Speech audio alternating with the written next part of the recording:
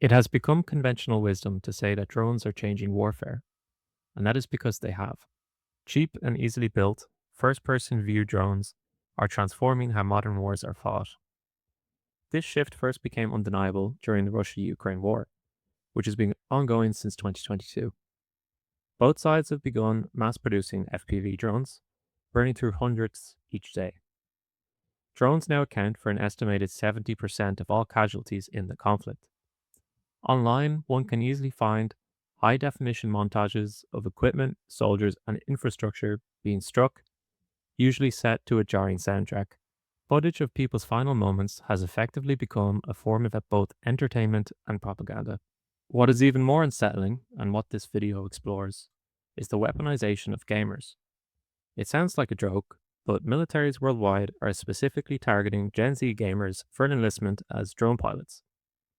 This is due to their highly transferable skills.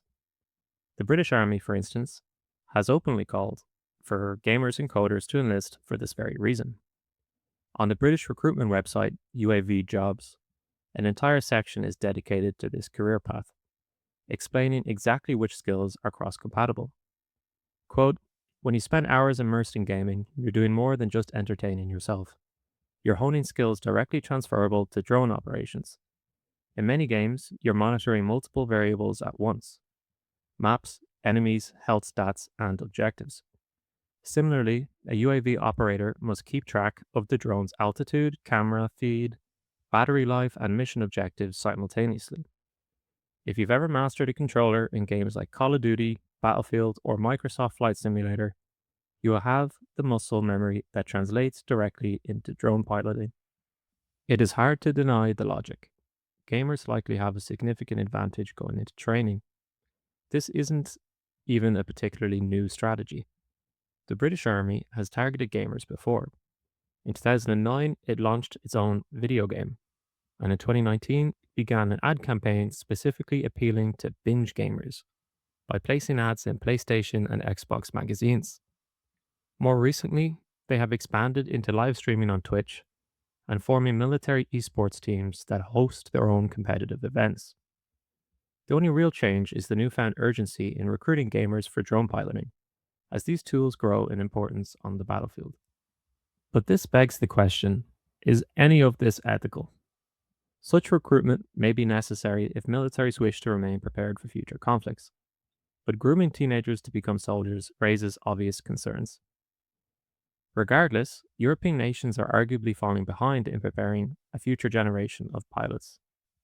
Russia, for example, is now teaching school children to operate drones, spending almost 6.9 million in 2024 on UAV training for pupils.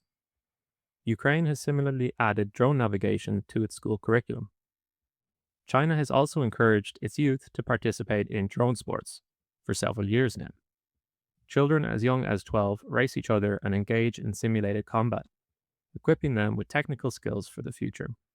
The US has also leveraged the gaming industry for recruitment since the 1990s. Faced with the recruitment crisis at the time, the US Army released its own video game, America's Army.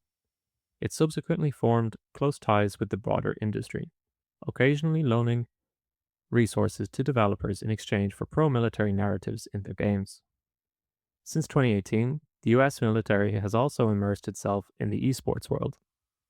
Military presence in gaming has become so prominent that groups like Gamers for Peace, a community-led initiative of veterans and allies, have formed to confront what they called unethical recruitment practices in digital spaces. In comparison, Western Europe remains somewhat behind. We do not currently encourage drone piloting in schools, nor are video games cultivated as a route into the military on such a large scale. Many would argue this is a healthy boundary. However, in an era of renewed conflict in Europe and struggling recruitment numbers, this will likely change. The Centre for European Policy Analysis, CEPA, has published several articles arguing that this shift is necessary. As one report explains, quote, "The generation currently reaching adulthood is less attached to nation states and disconnected from military values, with many seeing military service as a constraint to personal development. Drone training in schools will help to portray military service as interesting and exciting. Investment in video games and interaction with their audience may, as a result, pay off in the form of new recruits. While this would not solve the recruitment crisis alone, it would likely help, and for many nations, that is enough of a reason to start. I find the prospect unsettling, yet I understand the necessity. It's a bizarre reality to witness. Thanks very much for watching, guys. I hope you enjoyed the video. As always, if you did, please leave a like and subscribe. It really helps the channel grow. Next week's video is going to be a lot different from this. It's actually a US president tier list. And the week after that, I'm not sure yet. I'm going to do a poll on my community tab. Probably something on Irish history or the Middle East. I'm not sure yet. So stay tuned for that and vote if you have an interest. And with that, I'll see you guys next time.